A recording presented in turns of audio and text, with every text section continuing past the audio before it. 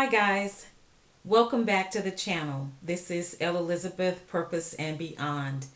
Wow, I hope you all are doing well today. We are all in the midst of this coronavirus pandemic, and so I'm coming to you from Washington State, which was the epicenter of this virus. I think New York has overtaken with the cases that they have there. I think our numbers currently are 95 deaths so far, and I think the latest results were that there were 2,000 cases. 2,000 cases is the latest update that I heard. We are on lockdown of schools, and recently I think has been going across the nation is closing for like 2 weeks of restaurants and bars, entertainment places and venues, as well as recreational venues. I happen to work for the State Department of Education, and just last week we had a total shift in what the other projects that we were working on related to this, with a directive to immediately develop guidance for schools and long-term closures. And so we were anticipating an announcement that where we originally thought we would be coming back at the end of April, that now that may not happen. And I think that there may be an announcement either today or, sometime this week. um, and then also, we just don't know what we're hearing out there right now. It could even be through next school year. I think there was like a little bit of concern, a little angst from this pending announcement, which was the impetus for getting out this guidance and documents. So on my birthday, which was last Friday, thank you guys for all the birthday wishes. That's what I spent my day doing, and a good part of my evening, as well as the weekend. It's not a big deal. I mean, it wasn't like I was going to be going out anywhere anyways. But I am thankful that it was so beautiful and sunny here last week. That was really awesome. But I do just want to say, guys, that while we're not afraid of the coronavirus, we're not in panic in that way, but we are using a pound of wisdom. God has given us wisdom. And so I like what someone posted earlier on social media, was that although I operate the oven, I still wear mitts when I'm pulling things out of the oven, and that's using wisdom. And although I drive my car, I wear my seatbelt, and that's using wisdom. And when being prescribed medications from the doctor, I take the medication, but still trusting God in all of those situations. So we're not afraid, that we can't equate that we're not exercising faith if we are using caution of the coronavirus. And so, and also to understand that God did not give us a spirit of fear, but that He did put the right, I'll say, giving us a level of fear or that emotion to protect us. So it's not that we're not trusting God. We're using the emotion that He allowed us to have, that we are equipped with, to protect us in dangerous situations or impending dangerous situations. So it's not to say that we are not having faith or trusting God if we manifest the fear, that emotion that He put inside of us. It's not a fear of what things can happen to us, but it is a biological fear that He put inside of us that keeps us from harm, that tells us that we need to, run from this, or that we need to exercise caution. Okay. So just wanted to say that. But I do pray that you are all safe. I pray for your loved ones. And if you do have loved ones that have been impacted by this virus, I do pray for their recovery. I show mad appreciation for the labor workers and the folks who are working at the grocery stores and our healthcare professionals who are risking their lives to take care of everyone. So, mad appreciation for them. And but we're thankful. We're thankful for God. I'm here at home. I have been telecommuting for a little over a week now, so I'm so thankful that I have a job that where I can do that, and a career where I can do that, and we've been doing it, effectively. And so just here in the house, I do get out for walks. I'm so grateful also that last week it was so beautiful and sunny here. So I was able to get out and go for walks and enjoy the sunshine, and then just come back in and do work or work on other projects.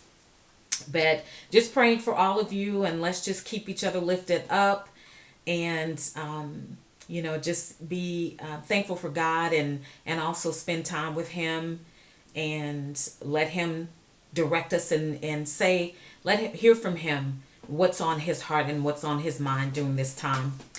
With that said, guys, I did a video a couple of weeks ago, but I never posted it. I wanted to talk about something I noticed with teaching and preaching here, this pattern that I've noticed. And I wanted to share that, and then just give a caution and an encouragement to us regarding that. So, what I thought about some weeks ago and I noticed was that these messages, I don't know if you've noticed that there's this pattern of messages that are produced.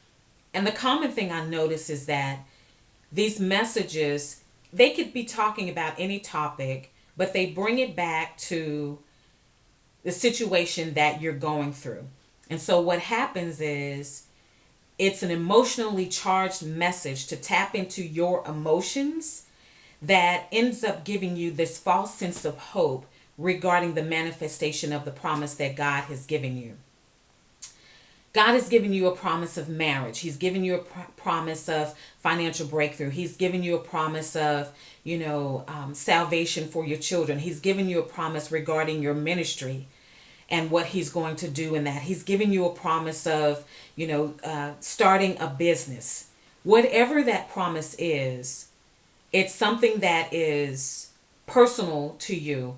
And as we're waiting on God to manifest it, sometimes we can become weary in the process of waiting. And then these messages are given and delivered, and they will tap into the emotions and the weariness that you're experiencing while you are waiting on the promise. Then we can become addicted to these, I call them sensational messages. We can become addicted to these messages, that the cycle of what happens week after week, you go to church, you hear this sensational message.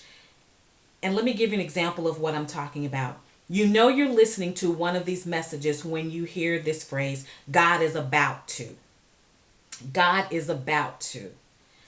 And the thing of it is, this is just a generic message or generic phrase that's said to anyone, that could apply to anyone, that is void of the knowledge and understanding of what God is doing specifically in your life, in this situation, regardless of the specific process that God is taking you through, or the phase that you're in your process. And so while we can become weary and waiting on the fulfillment of this promise, these messages come and get us all hyped up and get us on a high and distracted, and thinking that it's about to change right now, and we get distracted from what God has told us, what God is doing. And it doesn't happen in a week. It doesn't happen in a month. And then we start to question, God, where are you? Why haven't you done this? When is this? I thought this was about to come to pass. Well, this message gave you false hope. This message was void of understanding of what God was specifically doing for you.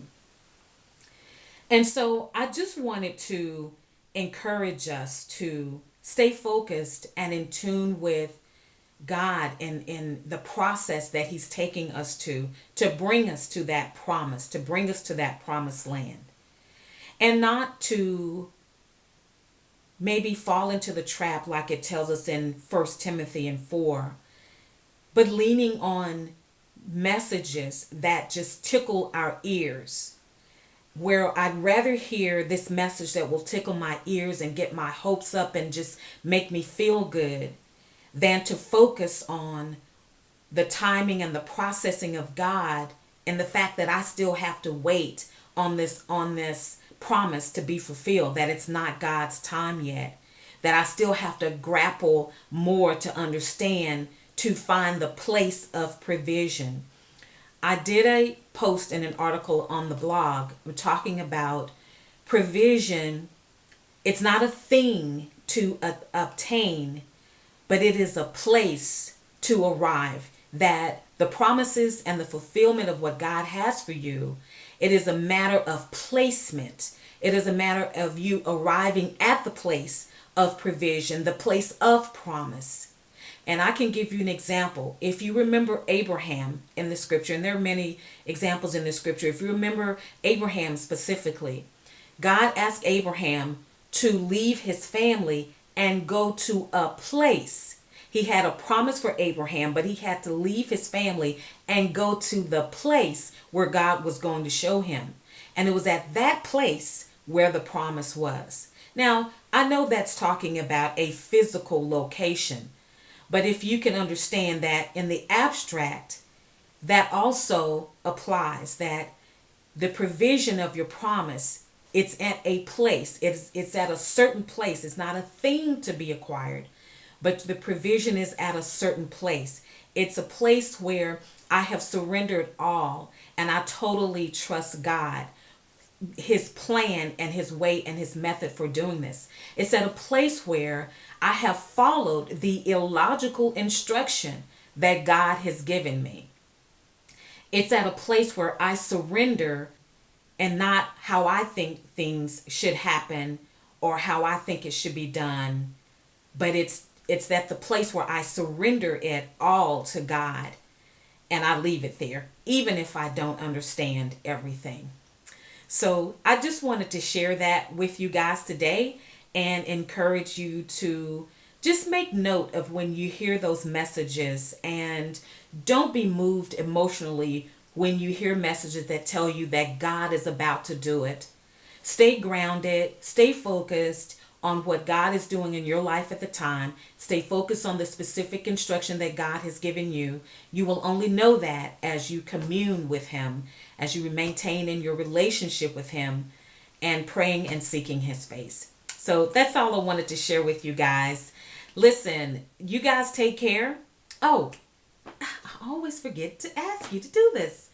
Would you guys like and subscribe to the channel? Also give this video a thumbs up. That will help my news feed and get the channel to come up to the front when people are searching for the channel. But I want to say, guys, hey, let's everybody take care. Let's use wisdom. Let's use wisdom during this time. Keep each other lifted up. Thank you guys for the encouraging words, the phone calls. I do appreciate it. God bless you. And we'll see you soon. It's Elle Elizabeth, Purpose and Beyond.